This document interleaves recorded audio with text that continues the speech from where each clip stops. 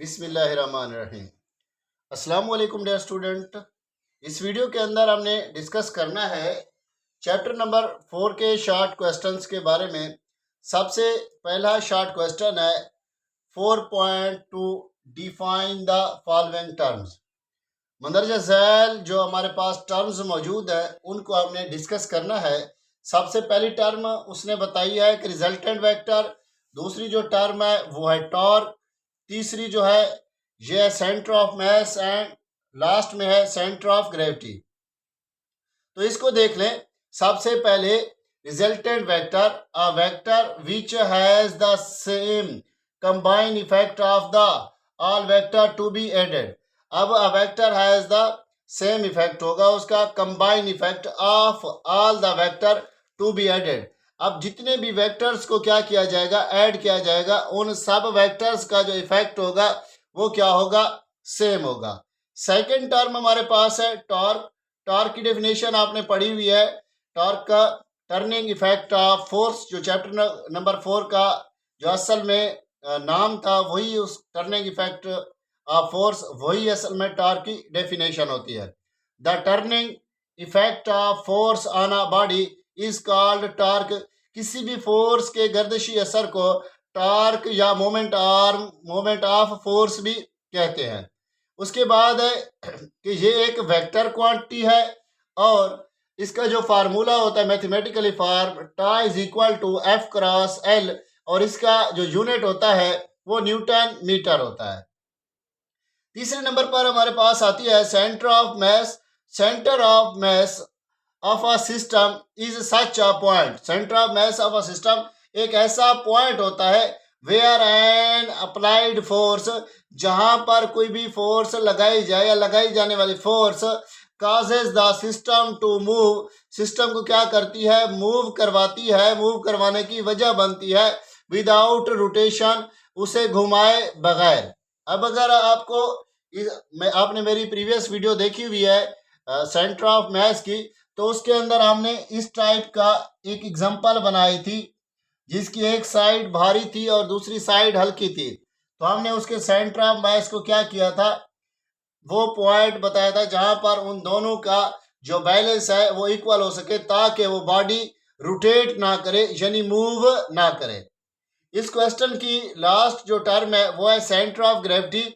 A point एक ऐसा point होती है वेयर द होल वेट, जहां पर तमाम वजन ऑफ बॉडी उस जिस्म का अपेयर्स जाहिर होता है टू एक्ट वर्टिकली डाउनवर्ड, अमूदी तौर पर नीचे की तरफ वो क्या करता है, अमल करता है, उसको क्या कहते हैं, सेंटर ऑफ ग्रेविटी कहते हैं।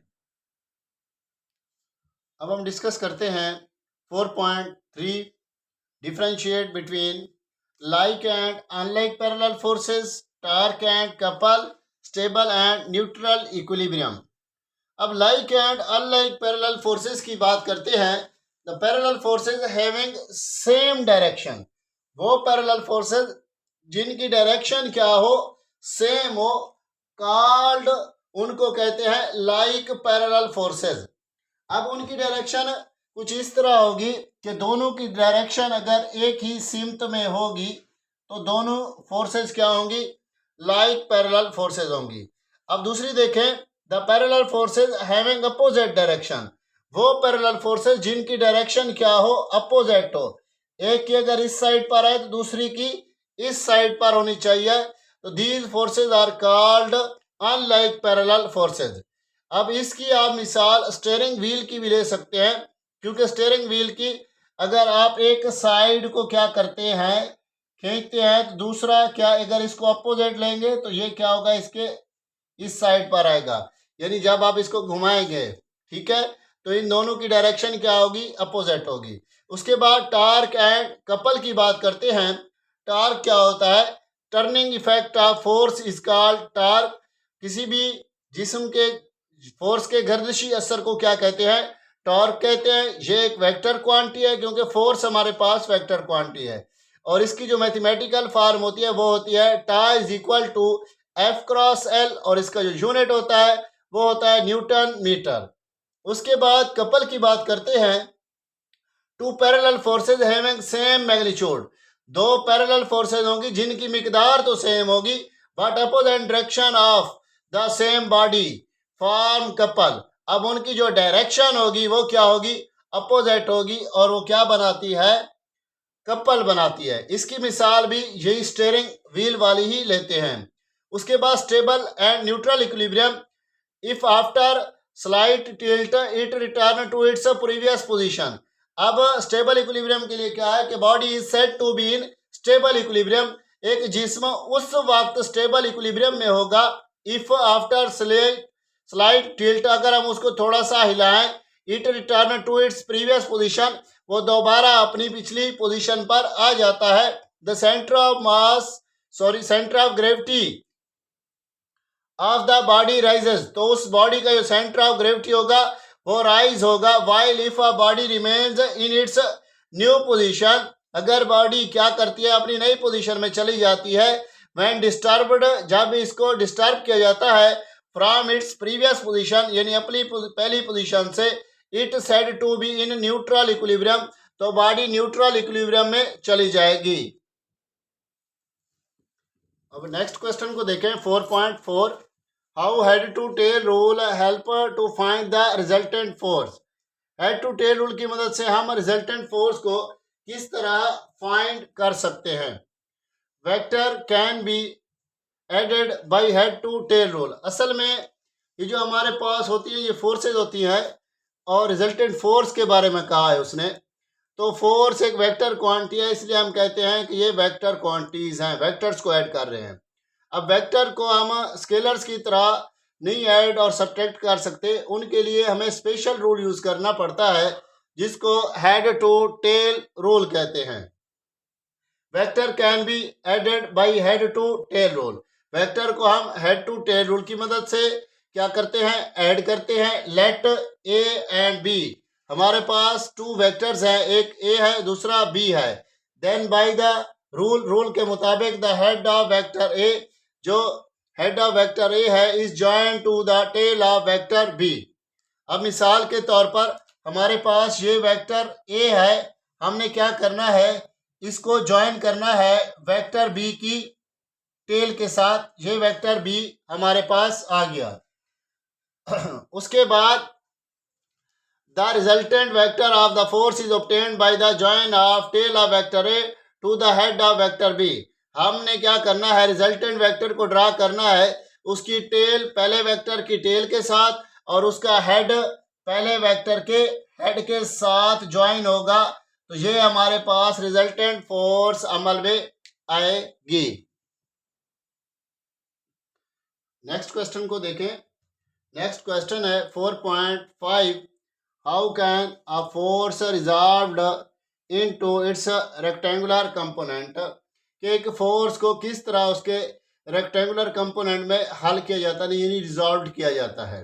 कंसीडर अ फोर्स एफ, हमने एक फोर्स एफ को क्या किया है, कंसीडर किया है। Making an angle with x axis represented by O A, हमने एक फोर्स को यहाँ पर देखे हेड टू टेल रूल की मदद से हमने एज अ रिजल्टेंट इसको लिया हुआ है, उसको हमने ओ ए का नाम दिया है। Draw a perpendicular from A on x axis, और हमने परपेंडिकुलर को ड्रा किया है एक्स एक्सिस पर, which meets X axis at point B, जो पॉइंट बी के पॉइंट बी पर क्या करता है, एक्स एक्सिस पर ज्वाइन हो रहा है। O B and B A are the component of force, O B और बी ए जो है वो कंपोनेंट ऑफ फोर्स हैं, which are perpendicular to each other, जो एक दूसरे के अमूदी हैं। Denoted by F X and F Y, उनको हम एफ एक्स और एफ वाई का नाम देते हैं। These component are called rectangular component, इस किस्म के कंपोनेंट्स को rectangular components of the force का नाम दिया जाता है। तो ये था 4.5। नेक्स्ट क्वेश्चन देखें 4.6 को।